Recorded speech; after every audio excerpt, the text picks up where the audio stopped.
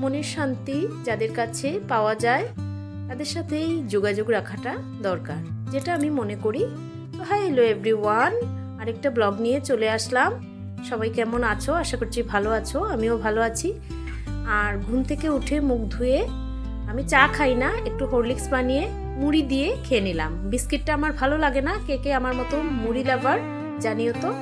ওইদিকে চাটা খাওয়ার পর চলে আসলাম বিছানা গুছাতে।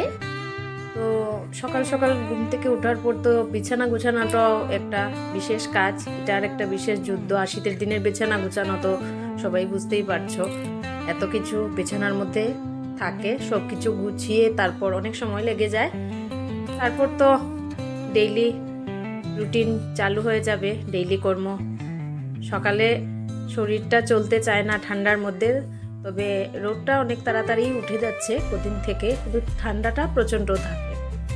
এই দেখো বিছানা গুছিয়ে নিয়েছি, তারপর চলে যাব দেখি রান্নাঘরে কী কী আছে, সব কিছু রেডি করা। এই যে ফুলকপি কাটা হয়েছে, ওলকপি আলু দিয়ে একটা তরকারি করব, বেগুন ভাজা করব, আর ডাল বসিয়ে দিয়েছি, আর ওইদিকে সসপ্যানে ভাতও বসিয়ে দিয়েছি।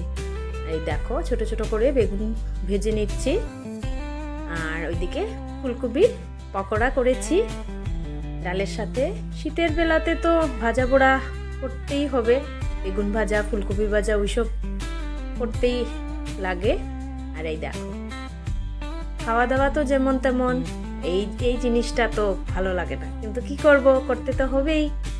তাহলে আর আমার বেশি বাসন জমিয়ে রাখাটাও পছন্দ না, এক দুটো হয়ে গেলে ভালো ফটাফট ধুয়ে আমি রেখে দিই। তারপর তো স্নান টান সেরে আসলাম, একটু শরীরকে যত্ন করে চুলটুল আঁচড়ে সিঁদুর টুদুর পরে এখন দুপুরবেলার খাওয়া দাওয়া দেব। সকালের আর কোনো ভিডিও ক্লিপ আমি নিতে পারিনি। তো সবাই কেমন আছো জানিও, টাটা সবাইকে।